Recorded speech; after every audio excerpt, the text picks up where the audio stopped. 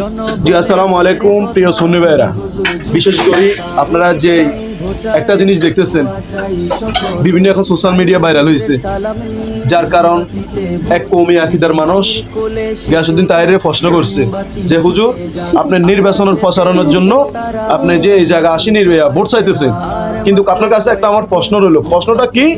প্রশ্নটা হইলো যে আপনি যে বললেন যে কোনো ওহাবির ঘরে যে খাওয়া যাবে না, এই ওহাবির পিছনে নামাজ পড়লো নামাজ হবে না, কি ওহাবি কেউ যদি মারা যায় তো ওখানে যায় না যাওয়া যাবে না। তো আসলে তাহির হুজুর যে কথাটা বলছে, আসলে এটা কিন্তু এই কোন কওমি আকীদার তাদেরকে বলা হয়নি, যার কারণ তাদেরকে বলা হয়েছে যে যারা আব্দুল বিন নজবি যে আছে তার অনুসারী যারা আছে তাদেরকে বলছে।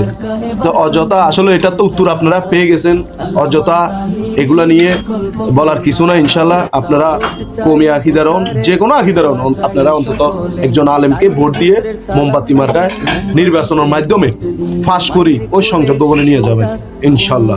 আব্দুল হক নজরী, যে ব্যক্তি রাসূলুল্লাহর বিরুদ্ধে বিভিন্ন তরিকতের উপর আঘাত করেছিল, সে আব্দুল হক নজরী। তো সে তো খারাপ কাজ করছেন, তার বিরুদ্ধে বললে আপনার কে লাগবে কেন?